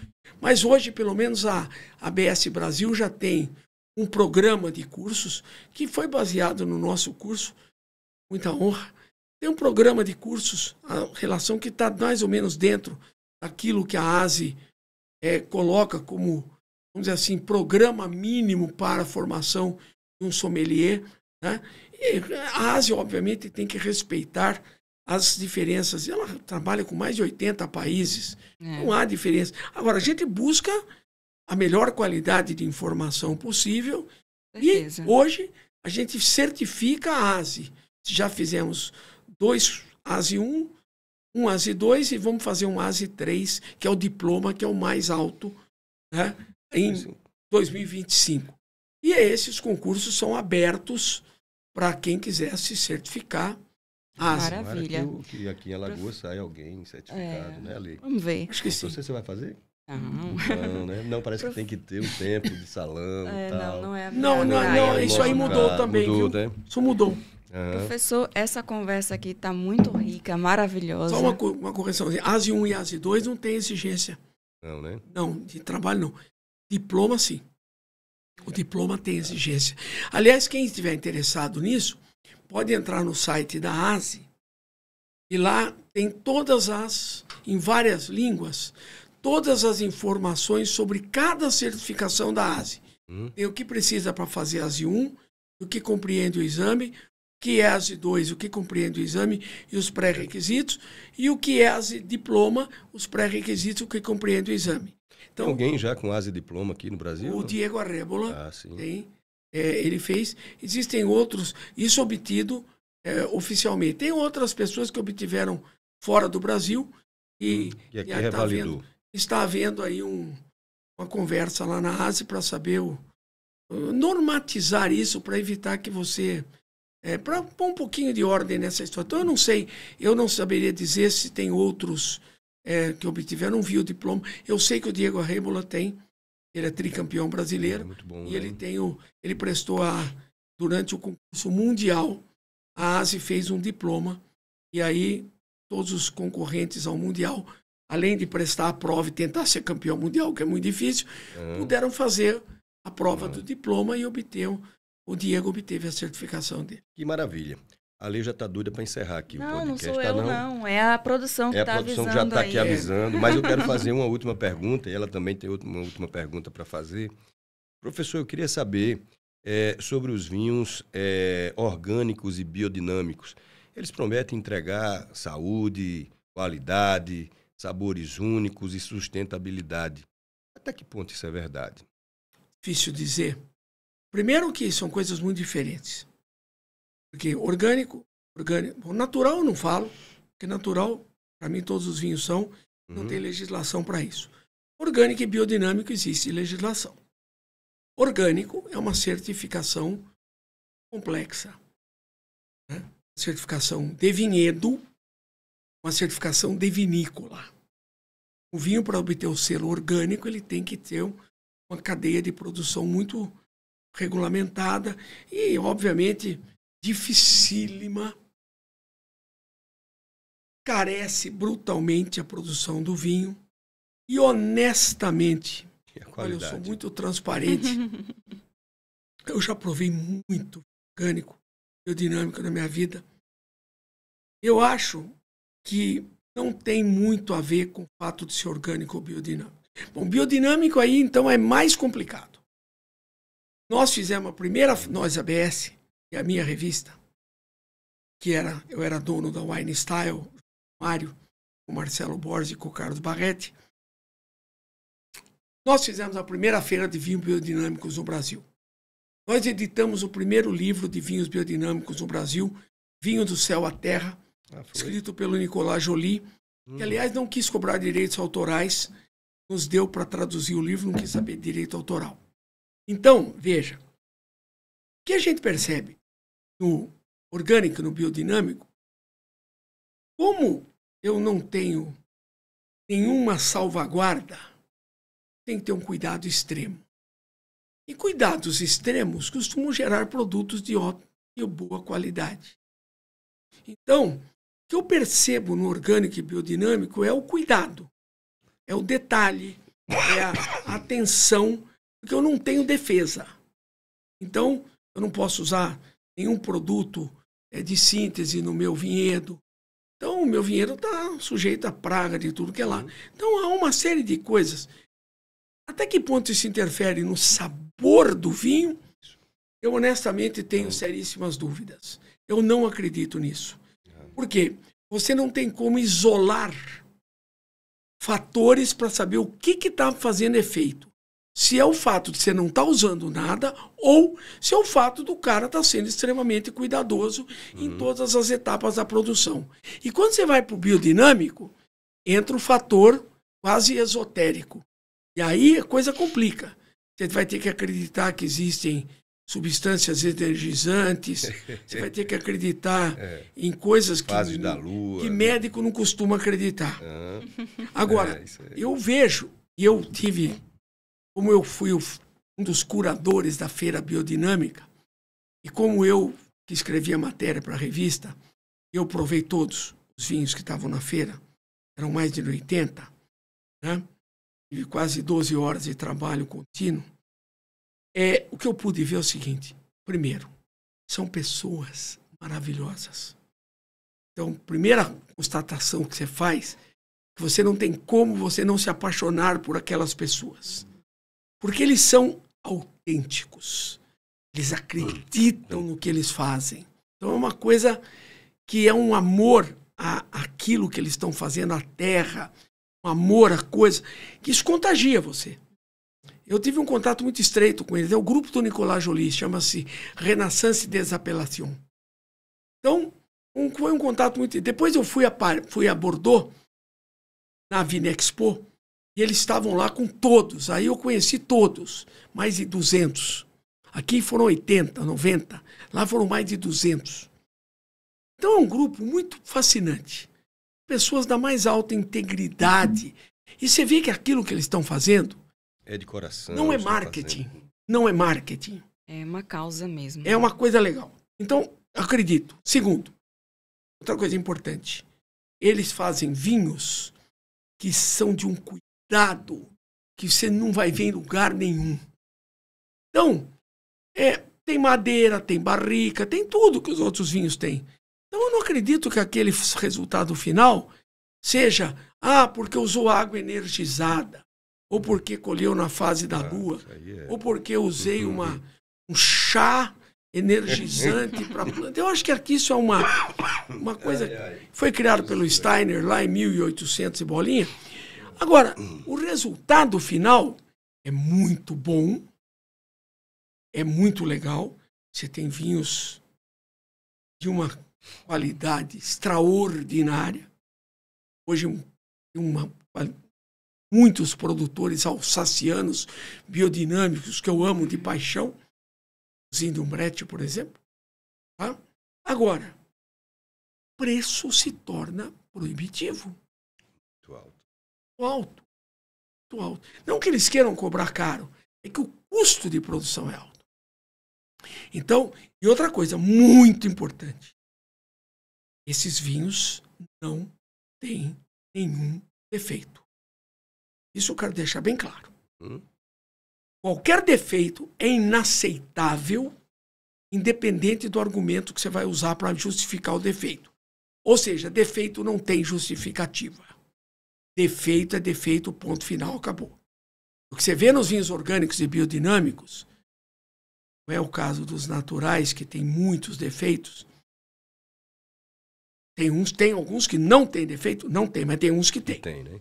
Agora, orgânico e biodinâmico não tem, tá? Não tem. São vinhos de altíssima qualidade. Então, eu acho assim, em termos de sustentabilidade, para que lado que vai a sustentabilidade, eu não sei. Mas é claro que a hora que você começa a tratar melhor a terra, você não usa, principalmente, agrotóxico, que mexe com a microbiologia do solo, isso sim interfere. Porque a hora que você mexe com a microbiologia do solo... Mas é permitido nos vinhos normais a utilização de fora do período de produção, sim. vamos dizer que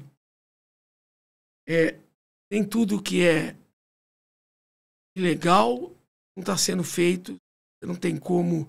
Hoje em dia, você sabe, não sei, eu já fui me informar com alguns engenheiros. Eu tenho aqui um grande amigo, que é engenheiro agrônomo, que é o dono da Verrone, o Márcio Verrone. Hoje você tem produtos agrotóxicos que desaparecem com o tempo, você sabia? Né? Você aplica, ele some. Então você faz o serviço sujo e ele desaparece. Não deixa rastro. Não deixa rastro. Porque o único jeito de eu pegar isso é fazer um exame laboratorial no vinho. Aparece lá. Agora, que mexe com a microbiologia do solo? Mexe. Isso pode interferir na absorção da raiz? Pode. Isso pode afetar o sabor da uva? Pode. Agora, eu não sei até que ponto isso é uma coisa... Há muito estudo ainda para isso. Agora, eu sou totalmente favorável ao cultivo orgânico. Tanto que hoje na ABS nós temos aulas de vinho orgânico, temos aulas de vinho biodinâmico, tá? E até de vinhos naturais, tá? Eu tenho um livro que eu gosto muito, eu recomendo se alguém quiser estudar sobre isso, que é um livro que infelizmente está em inglês, mas como hoje em dia as traduções dos e-books são muito fáceis de conseguir, se chama Authentic Wine. É de um maior cientista que eu conheço chamado Jamie Goode. Jamie Goode, G-O-O-D-E. Tem na Amazon em forma de e-book. Se chama Authentic Wine. E ele é um cientista, ele é um PhD em ciências. E ele discute todas essas coisas que nós estamos conversando informalmente, ele discute com propriedade, né? E não só isso, com argumentos sólidos. Esse livro é fascinante. Esse é um dos meus autores favoritos. Ele tem um site chamado Wine Anorak. A-N-O-R-A-K. Wine Anorak. Vou colocar depois .com. aqui. Ponha no wineanorak.com, onde ele tem um setor só sobre controvérsias em vinho. Acho fascinante. Falando em controvérsias em vinhos e ainda também meio que nessa questão da sustentabilidade.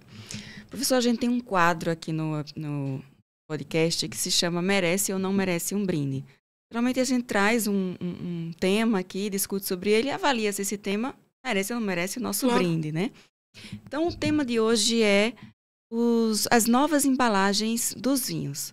A gente sabe que na antiguidade os vinhos eram armazenados em ânforas, né? Aquelas jarras de barros. Sim. Lá, milênios. Depois veio a garrafa de vidro, acho que lá pelo século XII, né? A garrafa de vidro, o vinho passou a ser transportado de uma maneira mais fácil. Inclusive, foi um marco para o comércio na Europa. Claro. E, ultimamente, a gente tem assistido aí o surgimento de novas embalagens, como vinho em lata, vinho em caixa Tetra Pak, bag in box. Qual a opinião do senhor em relação a isso? Nada contra. Mas merece um brinde? Merece um brinde pelo seguinte. Melhor experiência do usuário pode prejudicar a qualidade do vinho? Qual é a sua avaliação? Depende do usuário, do vinho. Não, do consumidor. Depende do vinho. Há vinhos e vinhos. Uhum. Então, por exemplo, vou pegar o Tetra Pak. Sim. Tá? Que é um plástico atóxico dentro de uma caixa de papelão. Para um vinho simples, de consumo imediato, que você vá levar para um evento ou colocar num restaurante de grande venda, que você vai consumir rapidamente esse produto, não vejo nenhum problema. Tá? Vidro, ele é caro, é pesado, ele exige um grande esforço para ser produzido, ele pesa, frete encarece. Aqui no Brasil tem uma lei que cobra o imposto de importação em cima do frete também. Então, quanto mais pesada, a cruzada contra as garrafas pesadas foi começada pela Jancis Robinson. Então, hoje a tendência é de garrafas mais leves, mais finas, que não tem porquê. O que eu preciso para qualquer vinho? Que não entre ar. Isso. É isso que eu preciso. Preciso que o vinho esteja dentro de uma embalagem. O Tetra Pak, por exemplo, ele não vai resistir por muito tempo, vai entrar ar lá dentro. Vamos esquecer o Tetra Pak. Vamos pensar em embalagens de vidro, mas um vidro mais ecológico, mais leve. É ótimo. Por quê? Ele não vai deixar entrar ar, Se ele for fechado com o screw cap, melhor ainda. Tá? Sim. Porque ele vai fechar completamente, vai vedar, não vai entrar ar lá dentro. Isso vai funcionar perfeitamente bem, vai ficar mais leve. O frete vai custar menos, o imposto vai ser menor, o transporte vai poder ser feito menos gasto de combustível. Então, há um benefício direto por uma coisa que não faz o menor sentido. Por que uma garrafa tem que ser pesada? Isso. O que muda para o vinho que está lá dentro? Nada. Então, eu sou contra a garrafa pesada. E principalmente sou contra a ideia de que vinho bom, quanto mais pesada a garrafa, melhor é o vinho. Errado. Eu acabei de ver agora, recentemente, uma embalagem inglesa que a Zahil trouxe para o Brasil, que pesa nada, pesa alguns gramas, que é, por fora, um papelão reciclável, e por dentro, um tipo de um papel, um plástico metalizado, absolutamente seguro e testado. Você pega a garrafa normal. Você pode até tentar pôr uma foto depois, vai no site da Zahil. Sim. Você colocar a foto no podcast. Ela, a aparência de uma garrafa normal, bonita, né? Ela é levíssima e ela é para vinhos de consumo. Tem um screw cap e é para consumos para vinho branco. Consumo rápido. Fantástica. São as inovações da indústria do vinho, Fantástica. Né? Fantástica. Agora, eu acho que todas as inovações que vêm no sentido de reduzir custos, ser mais sustentável, o vidro é reciclável, é difícil para reciclar. Né? Então, e tem a história da falsificação, né, que é complicado, o cara pega a garrafa, tem falsificar. Isso também. E tem gente que compra a garrafa vazia.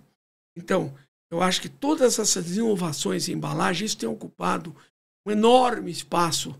Existe um site, para quem gosta disso, chama-se The Drink Business, que é só sobre negócios. E lá toda hora aparece um artigo sobre isso. Aliás, eu recomendo que todo mundo leia esse site. Quem gosta de vinho tem que ler esse site. Porque são coisas muito legais, muito interessantes para nós. Então, lá fala sobre embalagem, fala sobre esse tipo de... Aliás, inclusive, nós temos uma aula, curso de profissionais, só sobre isso.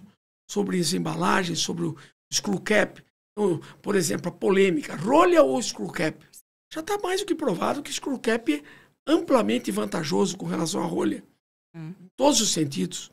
Né? É sustentabilidade, reciclagem, e confiabilidade, o risco de não ter problema. O screw cap é o futuro. Ah, mas e os saca-rolhas? Põe no museu, que é o lugar dele. O lugar dele é no museu. As coisas mudam. Nós não estamos andando de carroça, estamos? Não, né? Pois é, não. Estamos mais hoje. Não tem. Verdade. Sabe, eu acho que você tem que ter a mente aberta para tudo que é bom. Sim. E veja bem, se aquilo não impacta na qualidade do produto, eu não vejo nenhum problema. Agora, se impacta, é problema. Como não impacta, prendemos as inovações. Né? Professor, já estamos sendo cobrados aqui pela nossa produção. Já estouramos aqui o nosso tempo, porque conversar com você aqui é uma delícia, né? E a gente passaria o dia inteiro aqui, mas infelizmente o nosso tempo está terminando. Eu que agradeço essa oportunidade. Queria convidar as pessoas a se informarem bastante sobre vinho. A gente tem, na ABS São Paulo, nós temos vários canais de comunicação com nossos amigos. Nós temos Instagram. É sempre ABS SP. Nós temos Instagram, nós temos YouTube, nós temos nosso site, que é muito interessante. Temos um canal direto e e-mail para conversar. E temos um atendimento personalizado com telefone, um funcionário que atende todas as dúvidas dos nossos futuros alunos que queiram informações sobre os nossos cursos. Né? Então, a gente atende hoje em todos os canais possíveis para que o cliente seja bem informado. Né? E também eu tenho no meu site, que está fora do ar momentaneamente, vou fazer um site novo. Daqui a 15 dias ele... Do zero. Segundo o meu webmaster, está 95% pronto. Antes dos 15 então, dias. Devagarzinho ele chega. Mas o meu site é o artwine.com.br. Eu falo bastante coisa interessante lá, tem muitos artigos. Quando eu encontro um artigo interessante, a gente procura colocar o link, põe um artigo original. Às vezes, quando é muito importante, a gente, com autorização do autor, a gente traduz. Nós seguimos lá no Instagram, né? O Instagram também tem o Artwine. Nós temos o Instagram, o Artwine, onde eu falo só de vinho praticamente. A gente vai colocar aqui e a gente trabalha o site. Dando dicas, mostrando vinhos. A gente tem uma norma, né? As pessoas falam, mas vocês só falam bem de vinho? Eu falo, é porque os ruins a gente não fala. Por quê? Porque todo vinho tem por trás pessoas que fizeram aquele vinho. Claro. Pode ser que o resultado não tenha sido bom, ou porque a safra não foi boa, ou porque as condições técnicas não foram adequadas. Então, como tem muito vinho bom para a gente falar, eu não gosto de perder tempo de falar de um vinho que não foi bom. Só para falar, olha, não compra esse vinho porque ele não é bom. Eu prefiro falar assim, olha, compra esse que é bom. Então, o que a gente faz lá, o que eu faço no meu Instagram, todos os eventos que eu vou, eu posto. Eu posto e indico os vinhos que eu achei interessantes. Ó, esse vinho é legal, esse vinho é bacana. E aí, os meus seguidores, que agora eu atingi 8.500 seguidores orgânicos, porque eu não compro seguidores, porque eu conheço um monte de gente que um dia me ofereceram, você não quer comprar 50 mil seguidores? Eu falei, não, nem de graça, quanto mais comprar. Eu quero pessoas que me sigam porque gostam do que eu faço e são orgânicos, né? Então, a maior parte dos meus seguidores são alunos, ex-alunos, pessoas que querem saber sobre vinho. E eu procuro ser muito transparente, muito honesto, como eu sempre fui em tudo que eu fiz na vida. E eu falo só bem. Falo o que é bom e o que não é bom eu não falo. Você não falou de tal vinho? Eu falei, não, rapaz, aquele vinho eu não gostei, não achei legal, achei que tem alguns probleminhas, vamos ver se no ano que vem ele volta bem. A vantagem do vinho é isso, a cada ano o cara tem a chance de fazer de novo com qualidade. Então, às vezes, um ano não deu certo, pode dar azar, a safra não foi boa. O ano que vem vamos dar outra chance para ele. Se você queima o cara, fala que o vinho dele não presta, pronto, ninguém mais vai comprar o vinho dele. Então, isso não é legal. Então, eu convido todos a me seguirem lá no Artwine, @Artwine, no Instagram. O Facebook eu também uso. Geralmente a mesma coisa que eu posto no Instagram, posto no Facebook lá. Tá? Lá não é. Eu tenho dois Facebooks. Tem o Artwine, que é o profissional, e tem o Arthur Piccolomini de Azevedo, que é o pessoal. Ali eu posto coisas mais amenas, né? Às vezes familiares, né? Mas eu procuro mais falar de vinho mesmo, né? E muito obrigado pela oportunidade, né? A ABS São Paulo, eu aqui estou representando a ABS São Paulo, me sinto lisonjeado por esse convite. E vocês sabem do carinho que eu tenho pela ABS Alagoas, que fomos nós que fundamos, é a nossa entidade protegida. Então, eu gosto muito. Aliás, você sabe que a primeira vez que eu vim a Maceió foi atendendo um convite do Palato, né? O Palato, Paulo, não conhecia o Paulo. Paulo, um grande amigo meu hoje, ele e Dona Suzana, eu gosto muito deles, a minha mulher muito amiga da Suzana. Suzana eles, é um doce.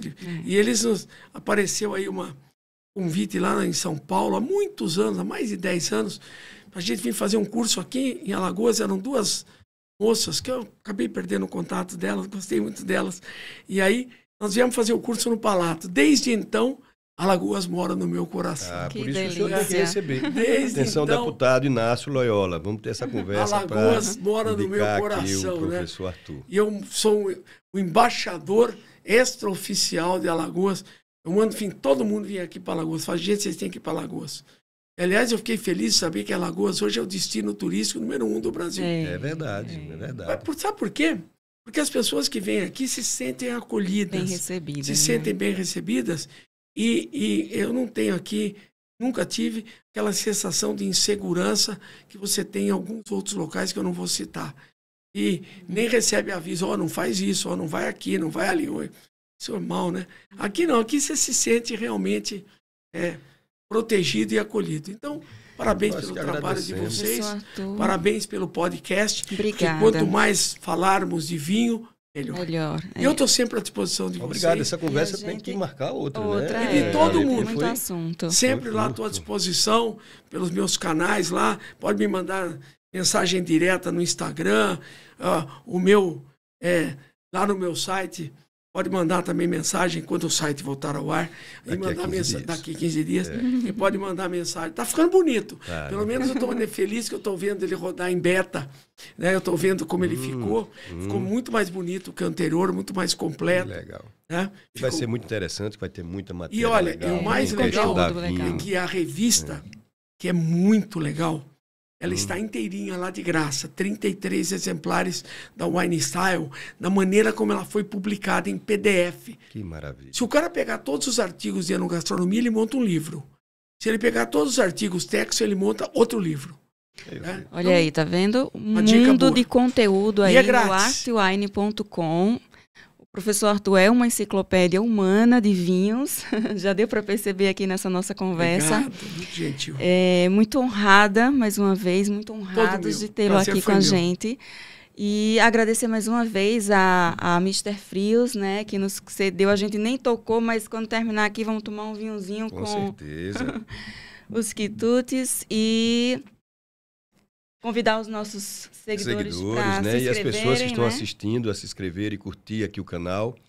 E a gente volta na próxima semana com mais uma entrevista. Muito obrigado a todos, um grande abraço, obrigado, tchau, professor. Tchau, pessoal.